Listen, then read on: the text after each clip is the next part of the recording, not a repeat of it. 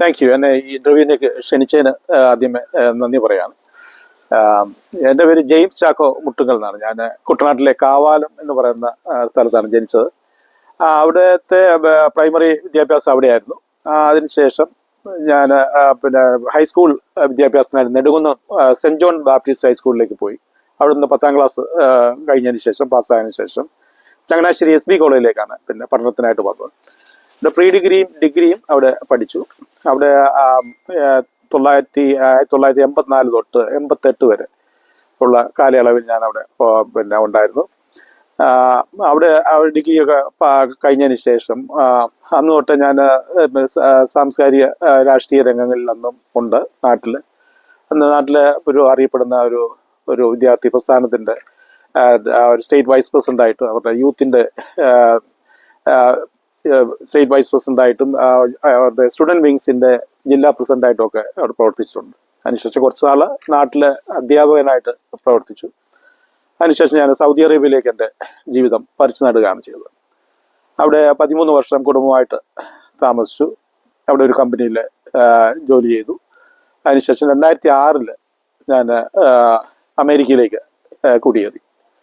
അമേരിക്കയിലെ മിഷിഗൻ എന്ന സംസ്ഥാനത്താണ് ഞാൻ ആദ്യം വന്നത്. അവിടെ ഒരു 7 വർഷത്തിൽ കൂടുതൽ അവിടെ താമസിച്ചു. അവിടെയും ഞാൻ ജോലി ചെയ്യുന്നതോടൊപ്പം സാംസ്കാരിക രംഗത്തും ഒക്കെ പ്രവർത്തിച്ചിരുന്നു. അവിടെ ഒരു മിലൻ എന്ന് പറയുന്ന ഒരു സംഘടന അത് ഒന്ന് പുനഃസംഘടിപ്പിക്കുകയും അതിൻ്റെ സെക്രട്ടറി ആയിട്ട് 5 വർഷത്തോളം അവിടെ പ്രവർത്തിച്ചു. അന്ന് ഞങ്ങൾ അവിടെ ഒരു കൺവെൻഷൻ നടത്തുകയും ഡോക്ടർ ജോർജ് ഓണക്കൂർ ഒക്കെ വന്ന ഒരു ലാനയുടെ ഒരു നാഷണൽ കൺവെൻഷൻ അവിടെ നടത്താനായിട്ട് സാധിച്ചു. അനേകം ആളുകൾ അവിടെ കടന്നു വരികയുണ്ടായി. അതിനുശേഷം 2013 ഞങ്ങൾ ടെക്സാസ് സംസ്ഥാനത്തിലേക്ക് മാറി. ടെക്സാസ് സംസ്ഥാനത്ത് ഹൂസ്റ്റണിൽ കഴിഞ്ഞ 13 വർഷമായിട്ട് ഇവിടെ ഹൂസ്റ്റണിൽ താമസിക്കുകയാണ്. ഇവിടെയും സ്കൂൾ ഡിസ്ട്രിക്റ്റ് ജോലി ചെയ്യുന്നതോടൊപ്പം ഞാൻ കുടുംബമായിട്ടാണ് ഇവിടെ താമസിക്കുന്നത്. ഇവിടെ മിസൂറി സിറ്റി എന്ന് പറയുന്ന സ്ഥലത്ത് താമസിക്കുന്നു. രാഷ്ട്രീയ സാമൂഹിക രംഗങ്ങളിൽ ഇവിടെയും ഞാൻ സജീവമായിട്ട് പ്രവർത്തിക്കുന്നു. ഇവിടെ മലയാളി അസോസിയേഷൻ മാഗിൻ്റെ 1 വർഷത്തെ കമ്മിറ്റിയിൽ ഞാനുണ്ടായിരുന്നു. അതിനുശേഷം ഇവിടെ മലയാളം സൊസൈറ്റി, റൈറ്റേഴ്സ് ഫോറം, ലാന, പിന്നെ പല സംഘടനകളുമായിട്ട് യോജിച്ച് പ്രവർത്തിക്കുന്നു. കുറച്ച് എഴുതുകയും കുറച്ച് ആനുകാലികളിൽ നാട്ടിലായിരുന്നപ്പോഴും കുറച്ച് ആനുകാലികളിൽ എഴുതുകയും ഒക്കെ ചെയ്യുമായിരുന്നു. സാഹിത്യ രംഗങ്ങളിൽ എനിക്ക് താല്പര്യമുണ്ട്. ഞാൻ ഇവിടെ കുറച്ച് 4 ലേഖനങ്ങളും 4 കഥകളും ഇതിനോടൊപ്പം പബ്ലിഷ് ചെയ്തിട്ടുണ്ട്. അതൊരു ബുക്കാക്കാനായിട്ടാണ് ഞാൻ ആഗ്രഹിക്കുന്നത്. അങ്ങനെയാണ്. അതോടൊപ്പം രാഷ്ട്രീയ രംഗത്തും വളരെ സജീവമായിട്ടുണ്ട്. ഞങ്ങളവിടെ ഇൻഡോ അമേരിക്കൻ റിപ്പബ്ലിക്കൻ ഫോറം എന്നൊരു ഫോറം രൂപീകരിച്ചു. അതിൻ്റെ പ്രസിഡന്റാണിപ്പം. അത് ഞങ്ങൾ അമേരിക്കയിലെ എല്ലാ സ്റ്റേറ്റിലും അതിൻ്റെ കമ്മിറ്റി തുടങ്ങാനായിട്ട് ആഗ്രഹിക്കുകയാണ്. അത് നല്ല രീതിയിൽ അത് മുന്നോട്ട് പോകുന്നു. അതോടൊപ്പം ഇവിടുത്തെ ഒരു മലയാളി അസോസിയേഷൻ, ഞാൻ താമസിക്കുന്ന റിവർസ്റ്റോൺ മലയാളി അസോസിയേഷൻ്റെ 4 പ്രാവശ്യം അതിൻ്റെ സെക്രട്ടറി ആയിട്ട് പ്രവർത്തിക്കാനായിട്ട് സാധിച്ചു. ഇപ്രാവശ്യം അതിൻ്റെ സെക്രട്ടറിയാണ്. ഇതൊക്കെയാണ് എൻ്റെ ബാക്ക്ഗ്രൗണ്ട്. എഴുത്ത്, അങ്ങനെ സാഹിത്യം, ഇങ്ങനെയുള്ള കാര്യങ്ങളിൽ, രാഷ്ട്രീയം, അങ്ങനെയുള്ള കാര്യങ്ങളിൽ വളരെ താല്പര്യമുണ്ട്. ഇതൊക്കെയാണ് എൻ്റെ ബാക്ക്ഗ്രൗണ്ട്. മിസ്റ്റർ മുട്ടുങ്കൽ, താങ്കൾ കാവാലത്ത് ജനിച്ചു, നെടുകുന്നത്ത് പഠിച്ചു എന്ന് പറഞ്ഞു. ആ ഒരു ട്രാൻസിഷന്റെ കാര്യം ഒന്ന് വിശദീകരിക്കാമോ? കാവാലത്ത് എൻ്റെ കുടുംബം തറവാട് കാവാലത്താണ്. എൻ്റെ പേരൻസ്, എൻ്റെ വല്യപ്പനും അന്ന് തൊട്ട് പാരമ്പര്യമായിട്ട് ഒരു കുട്ടനാട്ടുകാരാണ്. കാവാലത്ത് മുട്ടുങ്കൽ എന്ന് പറയുന്ന ഫാമിലിയാണ്. അപ്പോൾ എൻ്റെ വല്യപ്പൻ അവിടുത്തെ ആ സ്കൂളിൻ്റെ ഹെഡ് മാസ്റ്റർ ആയിരുന്നു. അതുകൊണ്ടാണ് അവിടെ കാവാലത്ത് പഠിച്ചത്. പിന്നെ ഞങ്ങൾക്ക് പാരമ്പര്യമായിട്ട് അവിടെ കുട്ടനാട്ടുകാരാണ്. അപ്പം അങ്ങനെ കാവാലത്ത് അവിടെ പഠിച്ചു. അതുപോലെ എൻ്റെ വല്യപ്പൻ്റെ ചേട്ടൻ ഒരാൾ അങ്ങനെ നാട്ടിലും അറിയപ്പെടുന്ന ഒരു വ്യക്തിത്വമായിരുന്നു. അദ്ദേഹത്തിൻ്റെ പേര് MC മത്തായി. അദ്ദേഹം ചങ്ങനാശ്ശേരി SB കോളേജിലെ ദീർഘകാലം പ്രൊഫസറും അതിനുശേഷം കൊല്ലം ഫാത്തിമ കോളേജിലെ ഇംഗ്ലീഷ് ഡിപ്പാർട്ട്മെന്റ് പ്രൊഫസറുമായിരുന്നു. MC മത്തായി പഴയ തലമുറയിലുള്ള ആളുകൾക്ക് ഒരുപക്ഷെ അറിയുമായിരിക്കും, പുതിയ ആളുകൾക്ക് അറിയത്തില്ല. പണ്ട് SB കോളേജിലെ ഷെപ്പേർഡ് സാറിൻ്റെ ഒക്കെ കാലത്തുണ്ടായിരുന്ന ആളാണ്. അദ്ദേഹം ഡോക്ടർ MP പോളോട് ചേർന്നാണ് കേരളത്തിലെ ആദ്യത്തെ ട്യൂട്ടോറിയൽ പ്രസ്ഥാനം തുടങ്ങുന്നത്. പോൾസ് ട്യൂട്ടോറിയൽസ് എന്ന പേരിൽ ഞാൻ കേട്ടിട്ടുണ്ട്. ഒരുപക്ഷെ പഴയ തലമുറയിലുള്ള ആളുകൾക്ക് അറിയാമായിരിക്കും. അവിടെ നിന്ന് എൻ്റെ അമ്മ വീട് നെടുകുന്നത്താണ്. അതുകൊണ്ടാണ് ഞാൻ നെടുകുന്നത്തേക്ക് മാറാനുണ്ടായ സാഹചര്യം. അവിടെ എത്ര നാളുണ്ടായിരുന്നു നെടുങ്കുന്നത്ത്? നെടുങ്കത്ത് ഞാൻ 4 വർഷത്തോളം താമസിച്ചു. എൻ്റെ അമ്മ വീട്ടിൽ താമസിച്ച് പഠിച്ചു. ആ, അത് കഴിഞ്ഞ് SB കോളേജിൽ വന്നത് എങ്ങനെ? ഞാൻ SB കോളേജിലെ പ്രീ ഡിഗ്രി പഠനത്തിന് വേണ്ടി SB കോളേജിൽ വന്നു. അവിടെ പ്രീ ഡിഗ്രി അവിടെ പഠിച്ചു. ഡിഗ്രി ഇക്കണോമിക്സ് ആണ് അവിടുന്ന് പാസ്സായത്. ഡിഗ്രി ഇക്കണോമിക്സ് പഠിച്ചതിന് ശേഷം അന്നും ഞാൻ പിന്നെ രാഷ്ട്രീയ രംഗത്തൊക്കെ ഉണ്ട്. ചങ്ങനാശ്ശേരിയുമായിട്ട് എനിക്ക് വളരെ അഭേദ്യമായ ഒരു ബന്ധമുണ്ട്. എൻ്റെ ജ്യേഷ്ഠന്മാരും എൻ്റെ സഹോദരങ്ങളും എൻ്റെ അപ്പാപ്പനും ഒക്കെ അവിടെ ചങ്ങനാശ്ശേരി താമസിക്കുന്നുണ്ട്. അങ്ങനെ ചങ്ങനാശ്ശേരിയായിട്ടും വളരെ ഒരു അഭേദ്യമായ ബന്ധം. ഞാൻ എൻ്റെ സുഹൃത്തുക്കൾ പലരും ആ ഏരിയയിലൊക്കെ ഉള്ള ആൾക്കാരാണ്. അന്നും ഞാൻ സജീവമായിട്ട് രാഷ്ട്രീയ സാമൂഹിക രംഗങ്ങളിൽ ഇടപെട്ടിരുന്ന ഒരു വ്യക്തിയാണ്. ഞാൻ ഇങ്ങനെ ഒരു പബ്ലിക് രംഗത്ത് പൊതുരംഗത്തും വളരെ താല്പര്യമുള്ള ഒരു വ്യക്തിയാണ്. ഞാൻ ഇങ്ങനെ ഐസൊലേറ്റഡ് ആയിട്ട് ഇങ്ങനെ നിൽക്കുന്ന ഒരു ആളല്ല. അതൊക്കെയാണ് എൻ്റെ സാഹചര്യങ്ങൾ ഇവിടെ. പിന്നെ സാഹിത്യ രംഗത്ത് പ്രത്യേക താല്പര്യമുള്ളതുകൊണ്ട് ഞാൻ സൗദി അറേബ്യയിലായിരിക്കുമ്പോൾ എനിക്ക് അതിനുള്ള സമയം കിട്ടിയിരുന്നില്ല. ജോലി തിരക്ക് കാരണം ഒരു സാഹിത്യ രംഗങ്ങളിലൊന്നും അവിടെ പ്രവർത്തിക്കാൻ സാധിക്കുന്നില്ല. ഇന്നിപ്പം സൗദിയിലെ സാഹചര്യങ്ങളൊക്കെ മാറിയെന്ന് എനിക്ക് തോന്നുന്നു. എന്നാൽ അമേരിക്ക വന്നതിന് ശേഷം അതിനുള്ള ഒരു ഓപ്പർച്യൂണിറ്റി കിട്ടുകയും ഞാൻ കഥകളും ലേഖനങ്ങളും ചില യാത്രാ വിവരണങ്ങളൊക്കെ ഇവിടെ പത്രങ്ങളിൽ എഴുതിയിട്ടുണ്ട്. വീണ്ടും അത് സാഹിത്യ രചനകളുമായിട്ട് മുന്നോട്ട് പോകണം എന്നാണ് ഞാൻ ആഗ്രഹിക്കുന്നത്. ഒരു ബുക്കായിട്ട് ഇറക്കാനായിട്ട് പ്ലാൻ ചെയ്യുന്നുണ്ട്. Thank you. നെടുങ്കുന്നം സ്കൂളിലെയും SB കോളേജിലെയും അറിയാവുന്ന സാർമാരുടെ പേരോ കൂട്ടുകാരുടെ പേരോ ഒക്കെ അവരുമായിട്ടൊക്കെ കോണ്ടാക്ട് ഉണ്ടോ? തീർച്ചയായിട്ടും അവരുമായിട്ടൊക്കെ മിക്കവരുമായിട്ടും കോണ്ടാക്ട് ഉണ്ട്. എന്നെ പഠിപ്പിച്ച അധ്യാപകരാണ് professor Skaria Zacharia, professor I Isthaq, എക്കണോമിക്സിലാണെങ്കിൽ തോമസ് കണയംപ്ലാവൻ, അങ്ങനെയൊക്കെയുള്ള ആൾക്കാർ തന്നെ അവിടെ പഠിപ്പിച്ചിരുന്നു. പ്രൊഫസർ KJ ഫ്രാൻസിസ്, ഇവരൊക്കെ ആയിട്ട് പിന്നെ ചില ആൾക്കാരൊക്കെ പിന്നെ അവരൊക്കെ ഈ ലോകത്തുനിന്ന് വിട പറഞ്ഞു. ഇവര് ഇപ്പോഴും ചില ആളുകളൊക്കെ ഇപ്പോഴും ഉണ്ട്.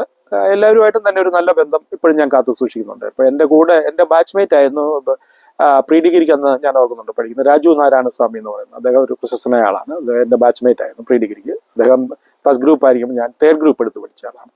അതിനുശേഷം അവിടെ SB കോളേജിലും രാഷ്ട്രീയ രംഗത്തും ഒക്കെ ഞാൻ അവിടെ SB കോളേജിൽ മത്സരിച്ചാണ് ഒരു വർഷം. അവിടെ മത്സരിച്ചു, പക്ഷെ ജയിച്ചില്ല. അവിടെ എഡിറ്ററായിട്ടും ഞാൻ മത്സരിച്ചു. അപ്പം അങ്ങനെ SB കോളേജിലെ രാഷ്ട്രീയ രംഗത്തും ഞാൻ ഉണ്ടായിരുന്നു. അന്നത്തെ ബാച്ചിൽ പഠിച്ച പലർക്കും ഇപ്പോഴും എന്നെ അറിയാം. അവിടെ ചാക്കോ മുട്ടുങ്കൽ എന്ന പേരിലാണ് അവിടെ അറിയപ്പെട്ടിരുന്നത്. വീട്ടുപേരോട് ചേർത്താണ് അവിടെ ആളുകൾ എന്നെ വിളിച്ചുകൊണ്ടിരുന്നത്. താങ്കൾ കോളേജ് വിദ്യാഭ്യാസത്തിന് ശേഷം ചങ്ങനാശ്ശേരി ട്യൂട്ടോറിയൽ പഠിപ്പിച്ചതായിട്ട് അറിഞ്ഞു. അതിനെപ്പറ്റി ഒന്ന് വിശദീകരിക്കാമോ? തീർച്ചയായിട്ടും. ഞാൻ ചങ്ങനാശ്ശേരി SB എക്സൽ എന്ന് പറയുന്ന ഒരു പാരലൽ കോളേജ് ഉണ്ടായിരുന്നു ചങ്ങനാശ്ശേരി കവലയിൽ. അവിടെ കുറെ കാലം അധ്യാപകനായിട്ട് ജോലി ചെയ്യുന്നു. അതോടൊപ്പം ആ പരിസരത്തുള്ള കുട്ടനാട്ടിലുള്ള ചില പാരലൽ കോളേജുകളൊക്കെ ഞാൻ പഠിപ്പിച്ചിരുന്നു കുറച്ചു കാലം. അതിനുശേഷമാണ് ഞാൻ സൗദി അറേബ്യയിലേക്ക് ജോലി അന്വേഷിച്ച് സൗദി അറേബ്യയിലേക്ക്. Thank you. ട്യൂട്ടോറിയൽ പഠിപ്പിച്ച് എത്ര നാള് പഠിപ്പിച്ചു? അന്നത്തെ വിഷയമായിരുന്നു എന്ന് ഓർമ്മയുണ്ട്. 3 വർഷം ഞാൻ ട്യൂട്ടോറിയൽ പഠിപ്പിച്ചു. ഞാൻ മലയാളം ലിറ്ററേച്ചറും പഠിപ്പിച്ചിട്ടുണ്ട്, ഇക്കണോമിക്സും പഠിപ്പിച്ചിട്ടുണ്ട്. ഓക്കെ. താങ്കൾ കലാകൗമുദിയിലോ കേരള കൗമുദിയിലോ ജോലി ചെയ്തതായിട്ട് അറിഞ്ഞു. അതിനെപ്പറ്റി? ഇല്ല, ആക്ച്വലി ഞാൻ ജോലി ചെയ്തിട്ടില്ല. ഞാൻ പ്രസിദ്ധീകരണങ്ങൾ എഴുതിയിട്ടുണ്ട്. ഞാൻ അവിടെ ആനുകാലികളിൽ എഴുതിയിട്ടുണ്ട്. അവിടെ ഞാൻ ജോലി ചെയ്തിട്ടില്ല. ഓക്കെ. അന്ന് ഏതിനെ കുറിച്ചാണ് എഴുതിക്കൊണ്ടിരുന്നത്? കഥകളാണ് കൂടുതൽ എഴുതിയത്. കഥകളും ലേഖനങ്ങളുമാണ് എഴുതിയത്. ഓക്കെ. എത്ര പേജ് വരുന്ന ലേഖനങ്ങള് അങ്ങനെ പറയാൻ പറ്റുമോ? 4-5 പേജൊക്കെ വരുന്ന ലേഖനങ്ങൾ, കഥകൾ പ്രസിദ്ധീകരിച്ചിട്ടുണ്ട്. ലേഖനങ്ങളും പ്രസിദ്ധീകരിച്ചിട്ടുണ്ട്. ഒരിക്കല് ഡോക്ടർ സ്വാമി അഗ്നിവേശ അവിടെ വരുമ്പോൾ അദ്ദേഹമായിട്ടുള്ള ചില സംഭാഷണങ്ങളും ഒക്കെ ഒരു ലേഖനമായിട്ട് SB കോളേജ് മാഗസിൻ പബ്ലിഷ് ചെയ്ത് വന്നിട്ടുണ്ട്. അതുപോലെ അവിടുത്തെ ചില പ്രസിദ്ധീകരണങ്ങൾ ചില പത്രങ്ങളിലൊക്കെ പ്രസിദ്ധീകരിച്ച് വന്നിട്ടുണ്ട് അവർക്ക്. ഓക്കെ. താങ്കൾ സൗദി അറേബ്യയിലേക്ക് പോകാനുള്ള സാഹചര്യം അവിടെ എന്തായിരുന്നു പ്രവർത്തിച്ചിരുന്നത്? അവിടെ എൻ്റെ ജ്യേഷ്ഠൻ അവിടെ സൗദി അറേബ്യയിലായിരുന്നു. അപ്പൊ അതുകൊണ്ട് ഞാൻ ഒരു ജോലി അന്വേഷിച്ച് നല്ല നാട്ടിൽ നിന്ന് സൗദിക്ക് പോകണം എൻ്റെ പേരൻസിന്റെ ഒരു ആഗ്രഹപ്രകാരം അങ്ങനെ അദ്ദേഹമാണ് എന്നെ ആദ്യം സൗദി അറേബ്യയിലേക്ക് കൊണ്ടുപോകുന്നത്. അവിടെ ഞാൻ അവിടെ ചെന്ന് 1 വർഷം എനിക്ക് ജോലിയൊന്നും ഇല്ലായിരുന്നു. ഫ്രീ വിസയിലാണ് പോയത്. അതിനുശേഷം അവിടെ യൂസഫ് ബിൻ അഹമ്മദ് ഖാൻ എന്ന് പറയുന്ന ഒരു പ്രശസ്തമായ ഒരു കമ്പനിയിൽ അവരുടെ സെയിൽസ് കോർഡിനേറ്റർ ആയിട്ട് ജോലി ചെയ്യാനായിട്ട് സാധിച്ചു. 13 വർഷത്തോളം അവിടെ ജോലി റിസൈൻ ചെയ്ത് അമേരിക്കയിൽ വരും. കുടുംബമായിട്ട് ഞങ്ങൾ അവിടെ താമസിക്കുകയായിരുന്നു. മക്കൾ 2 പേരും അവിടെ ജനിച്ചതാണ്. അങ്ങനെ ഞങ്ങൾ 13 വർഷം അവിടെ സൗദി അറേബ്യയിൽ ജോലി ചെയ്തു. അതിനുശേഷം ഞങ്ങൾ അമേരിക്കയിലേക്ക് കുടിയേറി. മിഷിഗണിലാണ് ആദ്യം, മിഷിഗൺ സംസ്ഥാനത്താണ് ഞങ്ങൾ ആദ്യം വന്നത്. 13 വർഷം സൗദി അറേബ്യയിൽ ഉണ്ടായിരുന്ന സമയത്ത് സാഹിത്യമായിട്ട് എന്തെങ്കിലും പ്രവർത്തനങ്ങൾ? കാര്യമായ പ്രവർത്തനിക്കാനായിട്ട് അതിനുള്ള സാഹചര്യങ്ങൾ അന്ന് അവിടെ ഇല്ലായിരുന്നു. ഇന്ന് അവിടുത്തെ സാഹചര്യങ്ങളൊക്കെ മാറിയെന്നാണ് ഞാൻ അറിയുന്നത്. ഞങ്ങൾക്ക് അത്രമാത്രം ഒരു സ്വാതന്ത്ര്യം അന്നത്തെ കാലത്ത് നമുക്ക് ജോലി തിരക്കുകൾ കാരണം ഇല്ലായിരുന്നു. അതുകൊണ്ട് അന്ന് അത്ര സജീവമായിരുന്നില്ല. ഒരു സിറ്റി തന്നെ ആയിരുന്നു സൗദിയിലെ സ്ഥലത്തായിരുന്നു? അവിടെ അവിടുത്തെ ഈസ്റ്റേൺ പ്രൊവിൻസ് ആയിട്ടുള്ള ദമാം എന്ന് പറയുന്ന സ്ഥലത്താണ് ഞാൻ താമസിച്ചത്. അവിടെ വെച്ചാണോ വിവാഹത്തിൽ ഏർപ്പെടുന്ന പാർട്ട്ണറെ കണ്ടുമുട്ടുന്നത്? ഞാൻ സൗദി അറേബ്യയിൽ ആയിരിക്കുമ്പോഴാണ് എന്റെ കല്യാണം നടക്കുന്നത്. ഞാൻ എന്റെ 2ാമത്തെ വെക്കേഷണൽ സമയത്താണ് കല്യാണം നടക്കുന്നത്. ശരി. മിഷിഗണിലോട്ട് കുടിയേറാനുള്ള സാഹചര്യം? മിഷിഗണിൽ എന്റെ വൈഫ് നേഴ്സാണ്. അപ്പം അങ്ങനെയാണ് ഞങ്ങൾ ഇവിടേക്ക് ട്രൈ ചെയ്തത്, അമേരിക്കയിലേക്ക് കുടിയേറാനായിട്ടുള്ള സാഹചര്യം അതാണ്. ഇപ്പൊ അവിടെ മിഷിഗൺ സംസ്ഥാനത്താണ് ആദ്യം ജോലി കിട്ടിയത്. അതുകൊണ്ടാണ് അവിടെ മിഷിഗണിൽ വരാൻ കാരണം. കോളേജിൽ പഠിച്ച കാലത്തും സൗദിയിലൊക്കെ പ്രവർത്തിക്കുമ്പോൾ താങ്കൾ ഏത് രാഷ്ട്രീയ പ്രവർത്തനത്തിൽ ആയിരുന്നു, അല്ലെങ്കിൽ ഏതെങ്കിലും ആഭിമുഖ്യമുള്ള പാർട്ടി ഉണ്ടായിരുന്നോ? നാട്ടിലായിരിക്കും ഞാൻ JP മൂവ്മെന്റുമായിട്ട് സഹകരിച്ച് പ്രവർത്തിക്കുകയാണ്, ജനതാ പ്രസ്ഥാനങ്ങളുമായിട്ട് സഹകരിച്ച് പ്രവർത്തിക്കുകയാണ്. അന്ന് ആ കാലഘട്ടങ്ങളിൽ ഞാൻ അവരുടെ വിദ്യാർത്ഥി ജനതയുടെ ജില്ലാ പ്രസിഡന്റും യുവജനതാക്കളുടെ സ്റ്റേറ്റ് വൈസ് പ്രസിഡന്റൊക്കെ ആയിട്ട് പ്രവർത്തിക്കാനായിട്ട് സാധിച്ചു. എനിക്ക് അന്ന് ജയപ്രകാശ് നാരായണന്റെയും രാം മനോഹർ ലോഹിയുടെയും ഒക്കെ ആശയങ്ങളുമായിട്ട് വളരെ ഒരു താല്പര്യം എനിക്ക് അന്ന് തോന്നി ആ കാലത്ത്. എന്നാൽ പിന്നീട് ഇന്ന് ഇവിടെ കുറെ കാലങ്ങൾക്ക് ശേഷം എൻ്റെ പാർട്ടിയിൽ പല വ്യത്യാസങ്ങളും വന്നതിന് ശേഷം ഞാൻ അമേരിക്കയിൽ വന്നതിന് ശേഷം അങ്ങനെ നാട്ടിലായിരിക്കും പിന്നീട് രാഷ്ട്രീയത്തിൽ നിന്ന് ഞാൻ അങ്ങ് മാറി. ഞാനിവിടെ അമേരിക്കയിൽ വന്നതിന് ശേഷം ഇവിടെ റിപ്പബ്ലിക്കൻ പാർട്ടിയിൽ വളരെ സജീവമായിട്ട് പ്രവർത്തിച്ചുകൊണ്ടിരിക്കുന്നു. കഴിഞ്ഞ 10 വർഷമായിട്ട് ഇവിടെ ടെക്സാസ് സംസ്ഥാനത്ത് വളരെ സജീവമായിട്ട് പ്രവർത്തിക്കുന്നു. ഇവിടെ സജീവമായിട്ട് എല്ലാ കാര്യങ്ങളും ഇടപെടാറുണ്ട്. ഇവിടെ ഇൻഡോ അമേരിക്കൻ റിപ്പബ്ലിക്കൻ ഫോറത്തിന്റെ പ്രസിഡന്റായിട്ട് ഇപ്പോൾ പ്രവർത്തിക്കുന്നു. Thank you. താങ്കൾ നാട്ടിൽ വിദ്യാർത്ഥിയായിരുന്നപ്പോഴും നാട്ടിലുണ്ടായ സമയത്ത് അല്ലെങ്കിൽ സൗദിയിലുണ്ടായ സമയത്ത് കേരള രാഷ്ട്രീയത്തിൽ ആരെയാണ് ഏറ്റവും നന്നായിട്ട് താങ്കൾ ഫോളോ ചെയ്യാൻ ശ്രമിച്ചിരുന്നത്, അല്ലെങ്കിൽ താങ്കൾക്ക് താല്പര്യമുള്ള വ്യക്തികൾ ആരൊക്കെയായിരുന്നു? ഇന്ത്യൻ പൊളിറ്റിക്സിലും അങ്ങനെ ആരെങ്കിലും ഉണ്ടെങ്കിൽ? എനിക്ക് പണ്ട് ഇന്ത്യൻ പൊളിറ്റിക്സ് ജവഹർലാൽ നെഹ്റുവിനെ വളരെ ഇഷ്ടമുള്ള ഒരു നേതാവായിരുന്നു. ജയപ്രകാശ് നാരായണൻ, അങ്ങനെയൊക്കെയുള്ള ആൾക്കാരെ എനിക്ക് വളരെ എന്നെ സ്വാധീനിച്ചിട്ടുള്ള വ്യക്തിത്വങ്ങളാണ്. ജവഹർലാൽ നെഹ്റു, ജയപ്രകാശ് നാരായണൻ. പിന്നെ ഇങ്ങോട്ട് വന്നു കഴിഞ്ഞാൽ ഇന്ത്യൻ രാഷ്ട്രീയത്തെ കുറിച്ച് അറിയാമല്ലോ, ഞാൻ അതേക്കുറിച്ച് അധികം സംസാരിക്കുന്നത്. ഇപ്പോൾ ഞാൻ ഇന്ത്യയിലെ പ്രത്യേകിച്ച് ഇന്ത്യൻ രാഷ്ട്രീയത്തിൽ ഞാൻ അങ്ങനെ ഇടപെടാറില്ല. എന്നാൽ ഇവിടെ അമേരിക്കൻ സിറ്റിസൺ എന്നുള്ള നിലയിൽ ഇനിയിപ്പോൾ നമ്മുടെ ഭൂമിക എന്ന് പറയുന്നത് അമേരിക്കയാണ്. അതുകൊണ്ട് ഇവിടുത്തെ രാഷ്ട്രീയത്തിൽ വളരെ സജീവമായിട്ട് ഇടപെടുക എന്നുള്ളത് നമ്മുടെ ഒരു സിറ്റിസനെ സംബന്ധിച്ച് നമ്മുടെ ദൗത്യമാണെന്നാണ് ഞാൻ വിശ്വസിക്കുന്നത്. ഇവിടുത്തെ രാഷ്ട്രീയ പ്രവർത്തനത്തിൽ എല്ലാ സിറ്റിസനും പങ്കെടുക്കണമെന്നാണ് എൻ്റെ ഒരു ആഗ്രഹം. മലയാളികൾ മുന്നിലേക്ക് കടന്നു വരണമെന്നാണ് എൻ്റെ ഒരു ആഗ്രഹം. നമ്മൾ ജോലി ചെയ്യുക മാത്രം ചെയ്യാതെ ഒരു സിറ്റിസൺ എന്ന നിലയ്ക്ക് നമുക്ക് ചില ഉത്തരവാദിത്തങ്ങളുണ്ട്. നമ്മൾ ഇവിടുത്തെ രാഷ്ട്രീയത്തിലും ഇടപെടേണ്ട വളരെ അത്യാവശ്യമാണെന്നാണ് ഞാൻ വിചാരിക്കുന്നത്. എങ്കിലും താങ്കൾ വ്യക്തമായിട്ട് ആരെയും പിൻ പോയിന്റ് ചെയ്ത് പറഞ്ഞില്ല. എന്നാൽ ചങ്ങനാശ്ശേരിയിലോ കോട്ടയത്തോ കേരളത്തിലോ ഉള്ള ഏതെങ്കിലും ഐക്കോണിക് ആയിട്ടുള്ള പേഴ്സണാലിറ്റി താങ്കൾ ശശി തരൂർ പോലുള്ള ആരെങ്കിലും ഉണ്ടോ എന്നുള്ള അറിയാം. എഴുത്തുകാരെ കുറിച്ച് പറയുകയാണെങ്കിൽ എനിക്ക് MT വാസുദേവൻ നായർ എനിക്ക് വളരെ ഇഷ്ടമുള്ള ഒരു എഴുത്തുകാരനാണ്. പിന്നെ സക്കറിയയുടെ കഥകളൊക്കെ വളരെ ഇഷ്ടമാണ്. പിന്നെ ഞാൻ വിശ്വ സാഹിത്യത്തിലേക്ക് പോകുകയാണെന്നുണ്ടെങ്കിൽ അമേരിക്കൻ സാഹിത്യകാരൻ ഏണസ്റ്റ് ഹെമിംഗ്വേയുടെ വളരെ അദ്ദേഹത്തിന്റെ പുസ്തകങ്ങൾ പലതും വായിച്ചിട്ടുണ്ട്. എന്നെ വളരെ സ്വാധീനിച്ചിരിക്കുന്ന ഒരു എഴുത്തുകാരനാണ്. പിന്നെ കേരളത്തിലെ എഴുത്തുകാര് സാംസ്കാരിക നായകന്മാരെ കുറിച്ചൊക്കെ ശശി തരൂരിന്റെ അദ്ദേഹത്തിന്റെ രചനകളും അദ്ദേഹത്തിന്റെ പ്രഭാഷണങ്ങളൊക്കെ എനിക്ക് ഇഷ്ടമാണ്. കേരളത്തിൽ നല്ല മുഖ്യമന്ത്രിമാർ പലരും ഉണ്ടായിട്ടുണ്ട്. CH മേനോൻ, ഉമ്മൻചാണ്ടി, ഇങ്ങനെയൊക്കെയുള്ള ആൾക്കാർ വളരെ വളരെ സംഭാവനകൾ, വളരെ നല്ല മുഖ്യമന്ത്രിമാരാണ്. എനിക്ക് പ്രത്യേകിച്ച് അങ്ങനെ എടുത്ത് പറയാനായിട്ട് ഞാൻ ആഗ്രഹിക്കുന്നില്ല. പിന്നെ അതിപ്പോഴൊരു രാഷ്ട്രീയം ആയി പോകുന്നതുകൊണ്ട് പലരും ഒത്തിരി കോൺട്രിബ്യൂഷൻ ചെയ്യുന്നവരാണ് കേരളത്തിലെ പല നേതാക്കന്മാരും.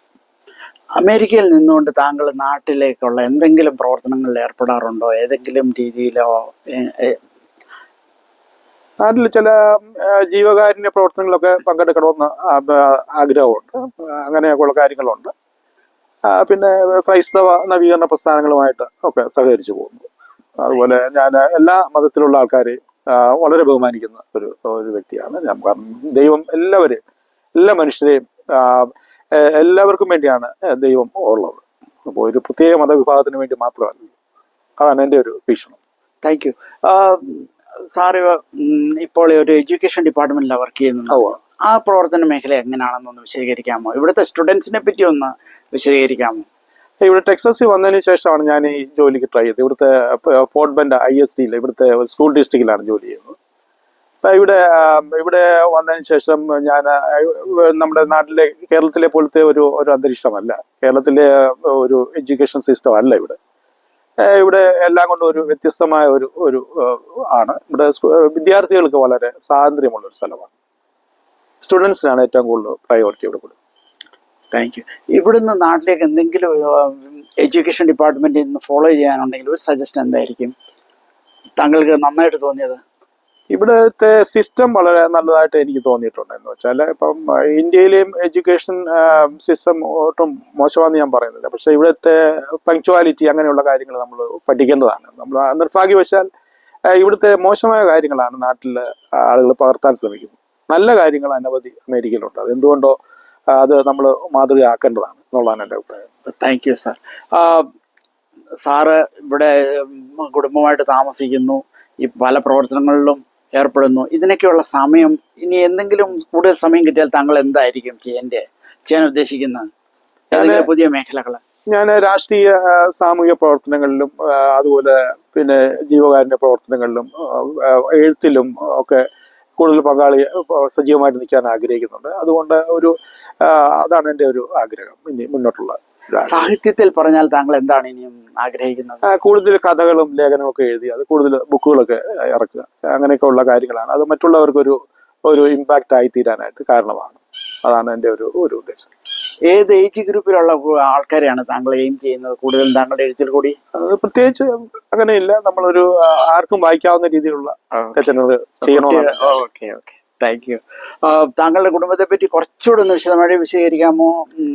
നാട്ടിലുള്ള കൂടെ കവലത്ത് ഇപ്പൊ ആരെങ്കിലും ഉണ്ടോ? എൻ്റെ പേരൻസ് ഈ അടുത്ത കാലത്ത് അവർ മരിച്ചു. എൻ്റെ ഫാദർ ഈ അടുത്ത കാലത്ത് മരിച്ചു. എൻ്റെ മദർ ഒരു 3 വർഷം മുമ്പ് ഈ ലോകത്തുനിന്ന് മാറ്റപ്പെട്ടു. അവരൊക്കെ എൻ്റെ ജീവിതത്തിൽ വളരെ സ്വാധീനം ചെലുത്തിയിട്ടുള്ള ആൾക്കാരായിരുന്നു. എൻ്റെ വല്യപ്പൻ അവിടുത്തെ സ്കൂളിലെ ഹെഡ് മാസ്റ്റർ ആയിരുന്നു. വല്യമ്മയും സ്കൂളിൽ തന്നെ ടീച്ചേഴ്സായിരുന്നു. പലരും ടീച്ചേഴ്സായിട്ടുണ്ട്. വല്യപ്പൻ്റെ ജ്യേഷ്ഠനൊരാണ് MC മത്തായെന്ന് ഞാൻ മുമ്പ് സൂചിപ്പിച്ച പോലെ, അദ്ദേഹം ചങ്ങനാശ്ശേരി SB കോളേജിലെ പ്രൊഫസറായിരുന്നു. അദ്ദേഹം ഞാൻ സൂചിപ്പിച്ച പോലെ MP പോൾ സാറും ചേർന്നാണ് കേരളത്തിലെ ആദ്യത്തെ ട്യൂട്ടോറിയൽ പ്രസ്ഥാനം തുടങ്ങുന്നത്.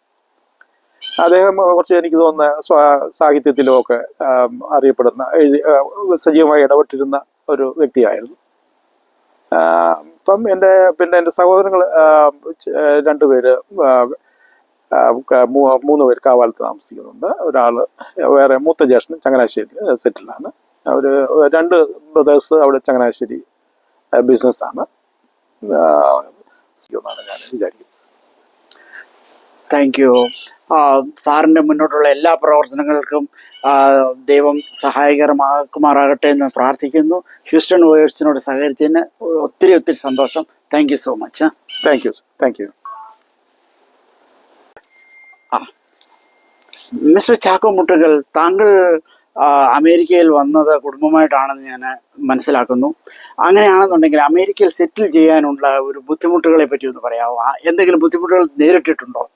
തീർച്ചയായിട്ടും. നമ്മൾ പലരും വിചാരിക്കുന്ന പോലെ അമേരിക്കൻ ജീവിതം അത്ര ഒരു എളുപ്പമുള്ള ജീവിതമല്ല. ആദ്യം വരുന്നവർക്കും പലർക്കും ഇത് അറിയാം.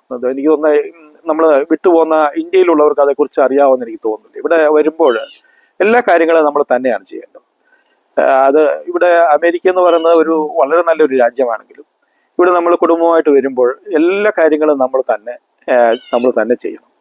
അതായത് പല കാര്യങ്ങളും ഇവിടെ എല്ലാം കൊണ്ടും വ്യത്യസ്തമായ ഒരു രാജ്യമാണ്. ഇവിടുത്തെ ഇക്കോണമി വ്യത്യസ്തമാണ്, എല്ലാം വ്യത്യസ്തമാണ്. ഇന്ത്യയിൽ നിന്നും അല്ലെങ്കിൽ ഗൾഫ് നാടുകളിൽ നിന്നും വളരെ വ്യത്യസ്തമായ ഒരു രാജ്യമാണ്. ഇവിടെ എല്ലാം നമ്മൾ തന്നെ കണ്ടുപിടിക്കുകയും നമ്മുടെ ജോലി നമ്മൾ കണ്ടെത്തണം, നമ്മൾ താമസിക്കാനുള്ള സ്ഥലം കണ്ടെത്തണം. ഇതിനൊന്നും ആരുടെയും സഹായം ഉണ്ടാവില്ല. എന്നെ സംബന്ധിച്ചിടത്തോളം ഞാൻ ഇവിടെ വരുമ്പോൾ എനിക്ക് ഇവിടെ ബന്ധുക്കളാരുമില്ല. എൻ്റെ ഒരു കസിനുണ്ട്, അദ്ദേഹം ന്യൂജേഴ്സി താമസിക്കുന്നു.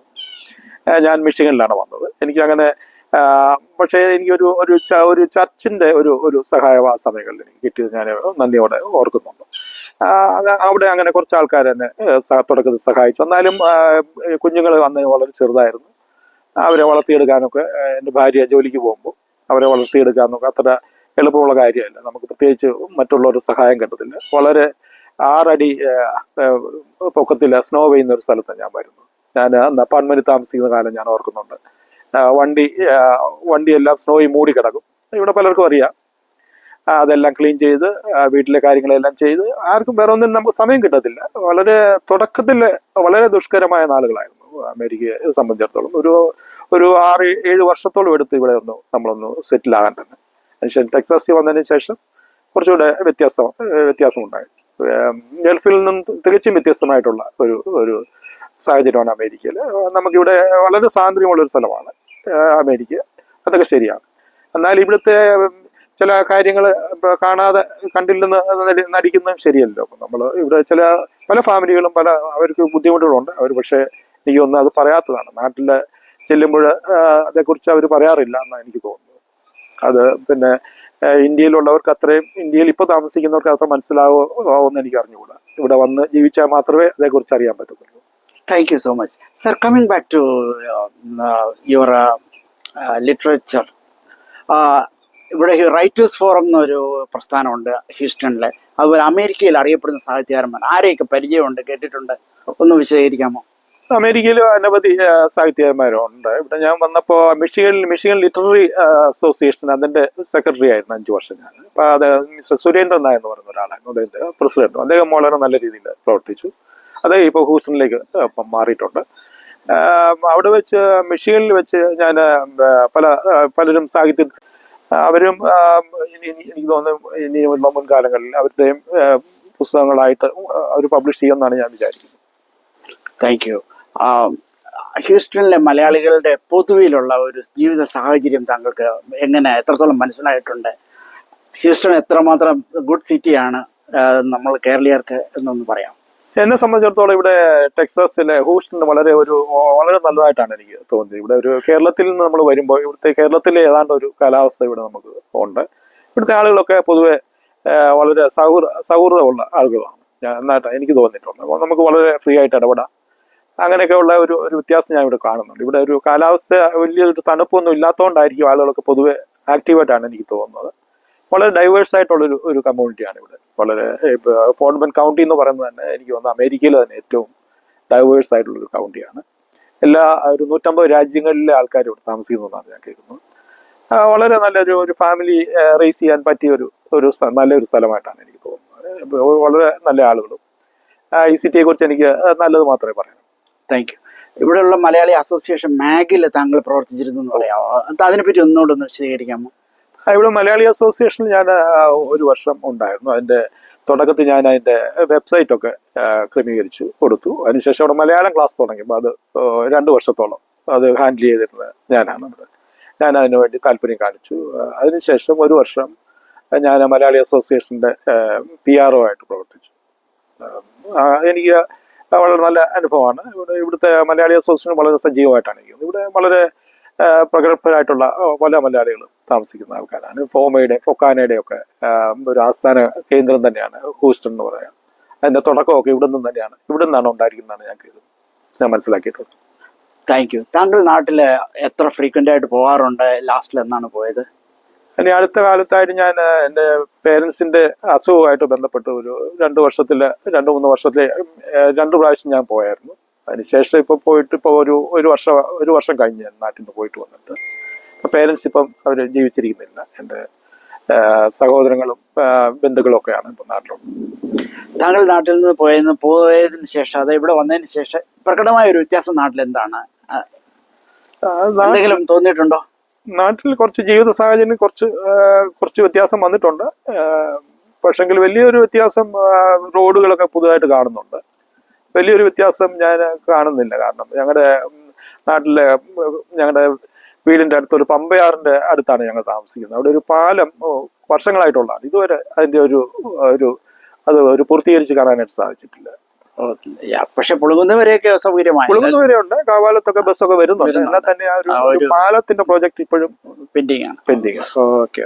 Thank you so much sir. Thanks once again.